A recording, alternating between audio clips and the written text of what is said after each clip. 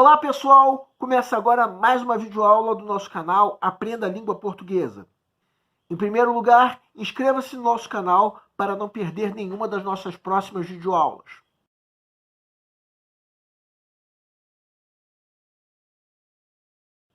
Nessa aula nós vamos comentar uma questão da parte de linguagens e códigos da prova mais recente do Enem.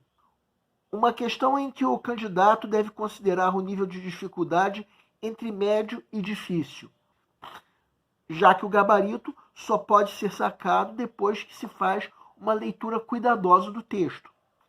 Vamos entender. Segue um quadro. Enem 2018. Uma língua, múltiplos falares. Desde suas origens, o Brasil tem uma língua dividida em falares diversos. Muito antes da chegada dos portugueses, o território brasileiro já era multilingüe. Havia cerca de 1,2 mil línguas faladas pelos povos indígenas. O português trazido pelo colonizador tampouco era uma língua homogênea. Havia variações dependendo da região de Portugal de onde ele vinha. Há de se considerar também que a chegada de falantes de português acontece em diferentes etapas, em momentos históricos específicos. Na cidade de São Paulo, por exemplo, temos primeiramente o encontro linguístico de portugueses com índios e, além dos negros da África, vieram italianos, japoneses, alemães, árabes, todos com suas línguas. Todo esse processo vai produzindo diversidades linguísticas que caracterizam falares diferentes, afirma um linguista da Unicamp. Daí que na mesma São Paulo pode-se encontrar modos de falar distintos, como o de Adoniran Barbosa, que eternizou em suas composições o sotaque típico de um filho de imigrantes italianos, ou o chamado R retroflexo, aquele R dobrado que, junto com a letra I, resulta naquele jeito de falar carne e porta, característico do interior de São Paulo. A partir desse breve histórico da língua portuguesa no Brasil, um dos elementos de identidade nacional, entende-se que a diversidade linguística é resultado da A. Imposição da língua do colonizador sobre as línguas indígenas. B. Interação entre os falantes de línguas e culturas diferentes. C. Sobreposição das línguas europeias sobre as africanas e indígenas. D. Heterogeneidade da língua trazida pelo colonizador. E. Preservação dos sotaques característicos dos imigrantes. Peço para que deem uma pausa antes de ser dado o gabarito. O gabarito é letra B.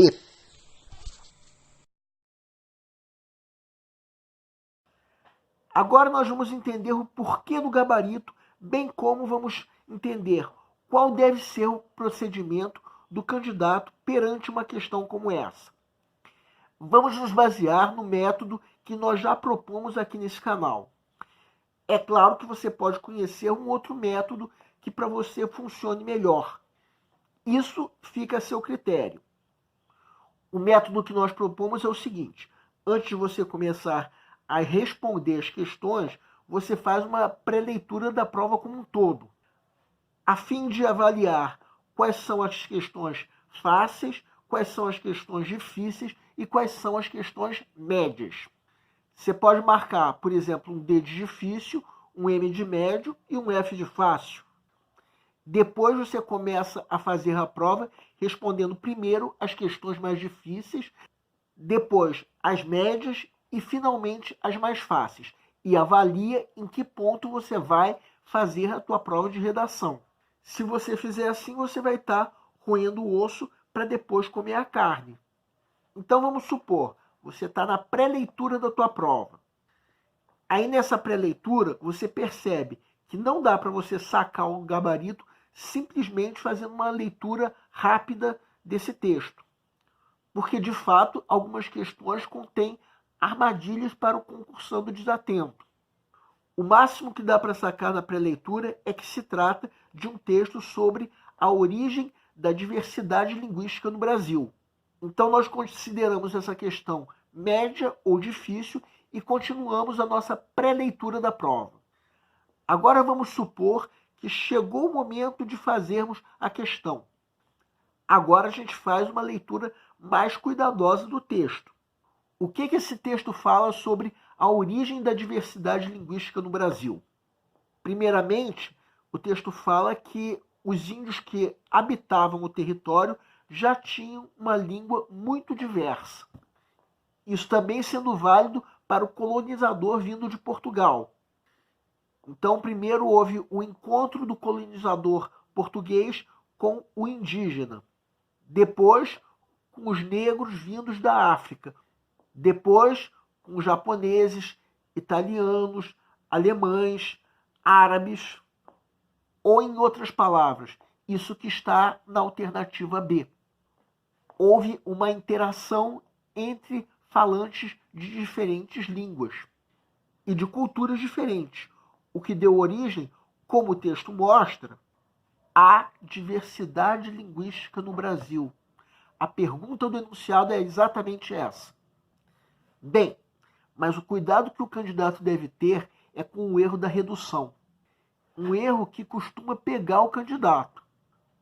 O ato de se limitar a resposta à pergunta do enunciado a um único aspecto, quando na verdade a resposta é mais abrangente. Esse erro aparece nas alternativas D e E. E as alternativas A e C cometem o erro oposto, que é o erro da extrapolação, que é a geração de ideias que simplesmente estão ausentes no texto. Vamos começar falando dos erros de redução. A alternativa D, por exemplo, que fala de uma ideia que de fato está presente no texto.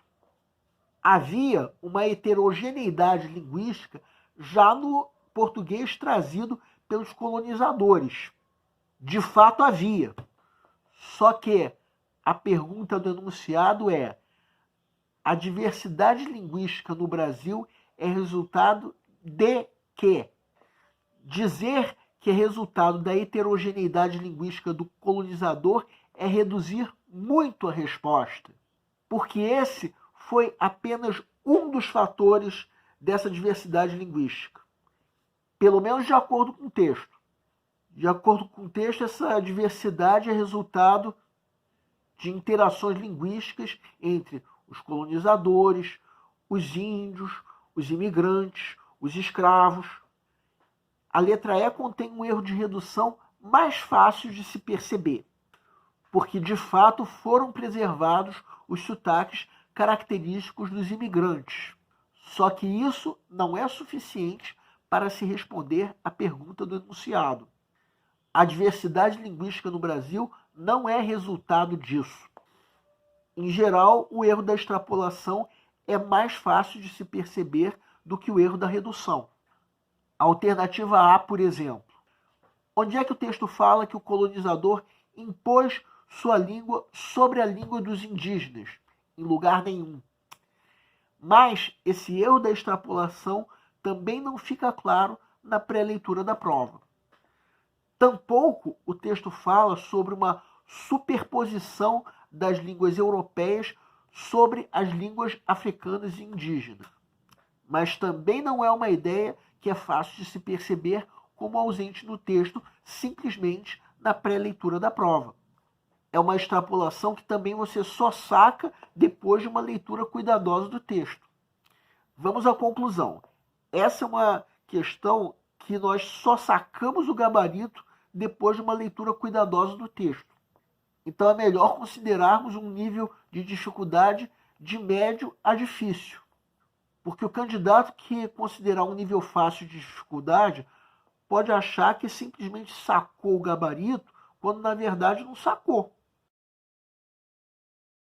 O nosso canal é voltado para você que está se preparando para uma prova de concurso, em especial vestibular.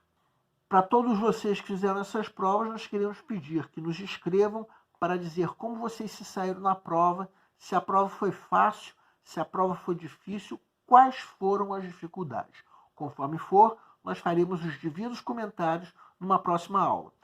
E para todos vocês, nós desejamos boa sorte. Se você está gostando das nossas videoaulas, marque um gostei.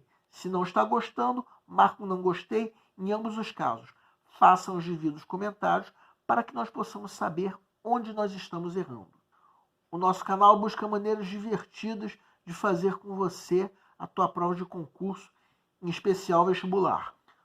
Qualquer dúvida que você tenha, pode nos escrever, seja através da nossa fanpage do Facebook, seja através do nosso e-mail.